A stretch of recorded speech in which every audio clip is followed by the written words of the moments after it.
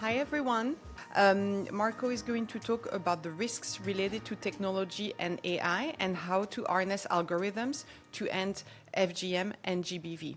We have Marco on video. Let us picture a girl in a context where FGM still exists, using a smartphone. On that screen, she can find information that helps her protect herself or content that presents female genital mutilation as a normal tradition. What decides what she will see first is not the people around her, it's an algorithm. Because algorithms are a new layer of power. They decide which stories circulate and which disappear. When we talk about FGM, bias, misinformation, and digital gender violence, we can no longer treat them as a neutral technical tool. They can amplify harm or help reduce it. Artificial intelligence learns from the data we feed it. If that data is full of gender stereotypes and narratives that normalize violence, AI does not just copy those biases. It makes them faster and harder to challenge.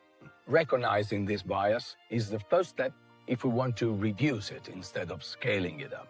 Think about platforms that suggest similar content to what we have already seen. If inside an online bubble, FGM is framed as a cultural obligation, the algorithm will tend to show more and more messages of that kind. And in this way, a commercial logic ends up reinforcing narratives that violate fundamental rights. FGM and digital violence are not two separate problems. The body is harmed in the physical world, and that same body becomes a target in the digital space.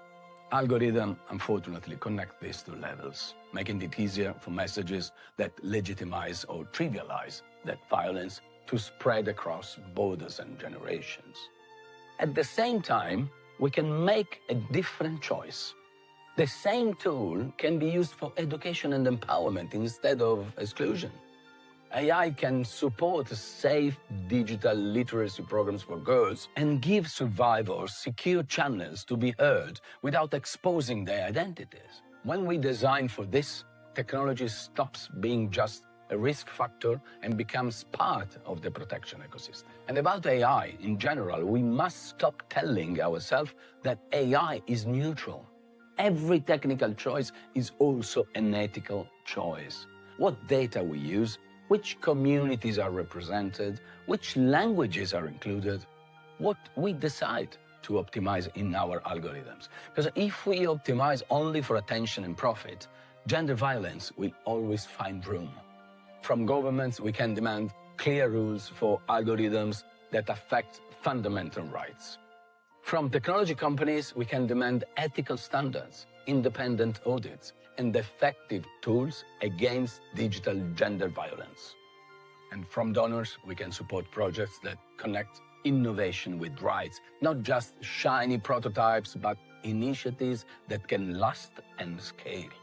Because today, we are not only deciding how to use a new technology, we are deciding what kind of digital society we want to build.